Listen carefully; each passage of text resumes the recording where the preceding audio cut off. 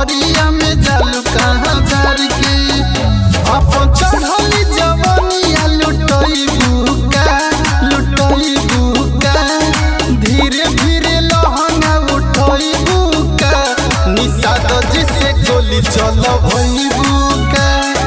धीरे धीरे लहंगा उठई बुका सहानी जिसे गोली चल भई बुका।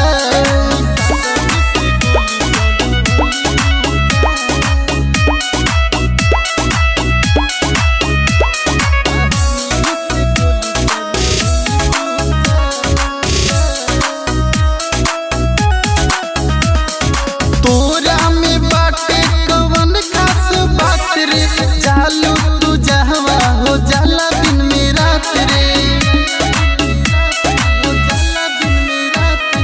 तोरा में बाटे कवन खास बात रे जालू तू जहवा हो जाला दिन में रात रे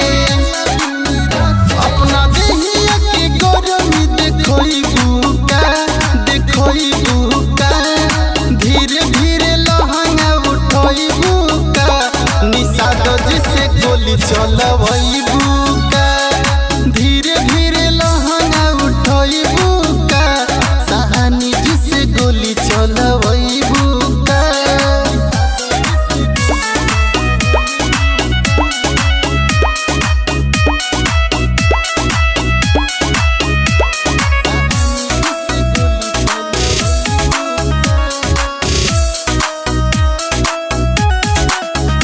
राइटर शैलेश दीवाना तोहर देखले बखेला जालू का घर से करे अकेला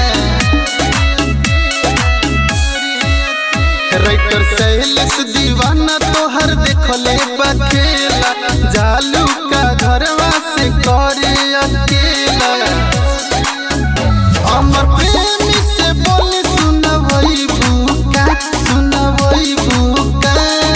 धीरे धीरे लहंगा उठई बुका निषाद जिसे गोली चलवई बुका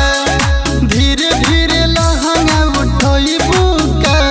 सहानी जिसे गोली चलवई बुका जिसे गोली चलवई बुका।